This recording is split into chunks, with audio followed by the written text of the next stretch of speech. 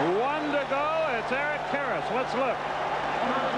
Skip, I can tell you from field level it looked high also, but if you're going to throw a no-hitter, you got to have a few breaks go your way. And certainly Kent's had some go his way tonight. He's one out away. Eric Karras has walked. He has grounded to short, and he lined to Lemke. Strike.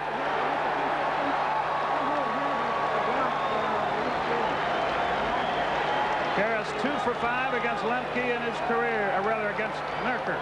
Ground ball to the mound. He should have it. There it is. He punched a no-hitter.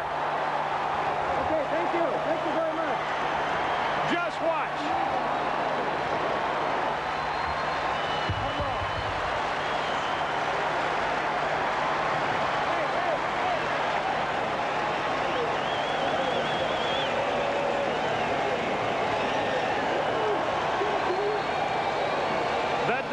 Fans on their feet here for Kent Mercker.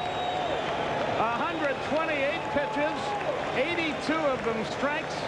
He struck out 10. That's a career high. His first complete game, the first no-hitter by one man in a Braves uniform since Phil Niekro 20 years ago. The first by a left-hander since Warren Spahn. Even further than that. And that's our number 5 starter, folks.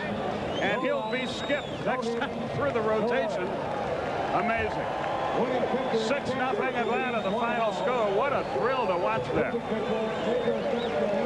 Mercker is being mobbed. You see Jeff Hullinger from Channel 5 in Atlanta. He'll be talking to Joe in just a moment. Meanwhile, the Braves win the game 6-0. Terry Pendleton drove in 3 runs with a homer, a double. He had a triple as well. Justice had a home run in the game for Atlanta, and so did Fred McGriff, the first of the year for both of them.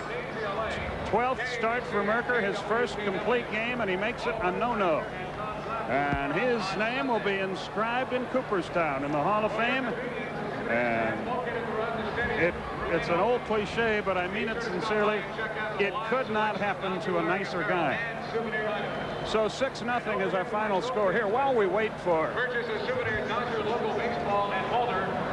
Mercker and Joe to visit, we'll break away for this and then be right back.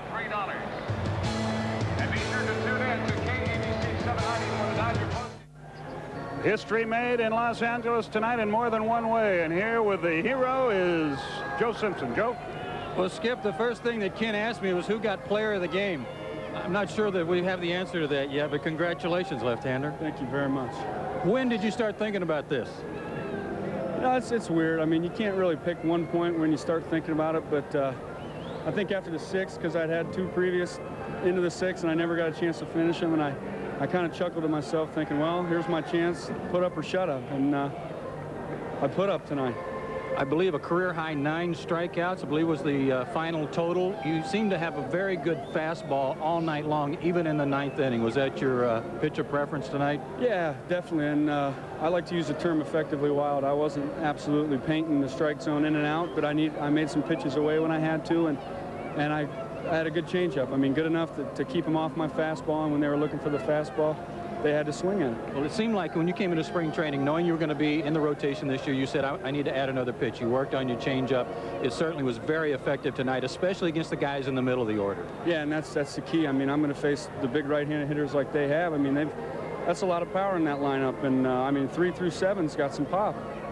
And I mean, that's going to be the key for me. If I face the right-handers and getting ahead with my fastball and then throwing the changeup and then trying to get them out with that.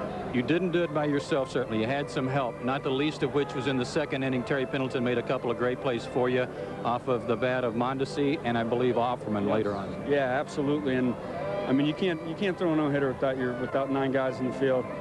And 6th inning too, lucky break there with Butler running and Karras hitting the ball. Yeah, and I mean, that's almost a blessing to walk him right there because, you know, he's running on the pitch and Lemmer happens to be there. And I mean, you kind of look at those plays and it takes plays like that, something that normally wouldn't happen in a regular game. And that's what happened. I got lucky. What can I say?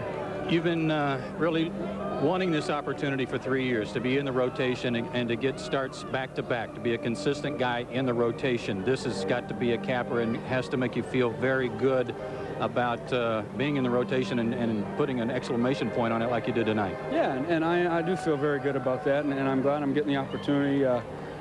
You know, I'm not trying to keep up with the other 4 guys. I mean, that's probably not realistic. I think they're thinking about keeping up with you after tonight. No, well, I mean, no, I don't think so. I'm not going to try to keep up with them. I'm just going to go out and do my job and keep us in ball games and try my best. And but yeah, I mean, it's a lot better than being in the bullpen. One last question. I was curious about the dugout. We know we were watching Leo, and he was into a rocking frenzy in the 9th inning. But anybody else say anything to you to try to keep you relaxed the last couple of 3 innings? No, you know, no one really bothered me. Leo started laughing for some reason, and I wasn't hiding the fact that I knew I had a no-hitter going. I mean, I want to just get up and say, listen, guys, I got a no-hitter going, so if you guys want to talk about it, go ahead. You don't have to keep it behind my back because I don't believe in that jinx. But I didn't feel pressure, and I didn't feel nervous because we had a big enough lead where I was looking to win the game, and the no-hitter was icing on the cake. Well, Skip, before we let him get away, do you know who the player of the game is? Oh, it's a tough one. It's either Offerman or Mercker. We haven't decided. You know, between you and Offerman, but they're going to flip a coin. But congratulations, right, Kent. Back up to you, Skip. And our Armor All protecting player of the game is Julie Mercker's husband, Kent. And we'll be back to wrap it up here right after this.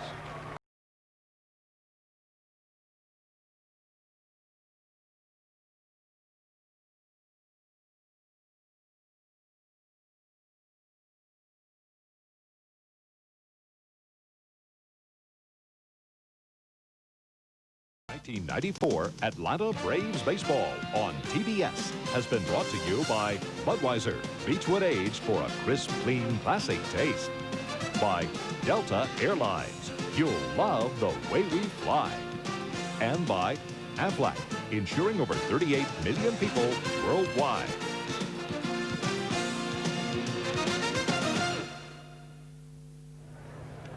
I know it's late, but some things bear repeating, like when history is in the making. Let's look at the final out one more time as Eric Karros faces Kent Mercker with a no-hitter on the line.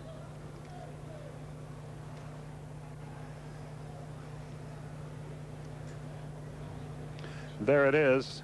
Now watch Smoltz, first the mob scene on the field, but watch these guys as it happens. Avery and Smoltz. And the rest of the team mobs the mound. This is a together group. By the way, the Braves are now 5-0 for the year. I almost forgot that in all the excitement. Here's a look at the totals for Atlanta. 6 runs, 6 hit, no errors. The Braves left 3. For the Dodgers, no runs, no hits, no errors. They left 4. Kent Mercker, obviously enough. The winner is 1-0. Pedro Stasio pitched well, but he lost it. He's 0-1. Time of the game, 2:35. 36,546 paid to see it. We'll take that, Greg Maddux. He's got to go next.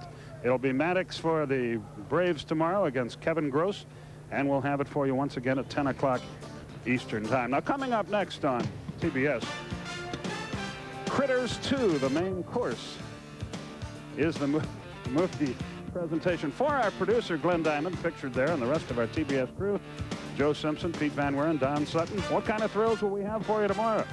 We're going to have to go something to beat tonight. So long, everybody.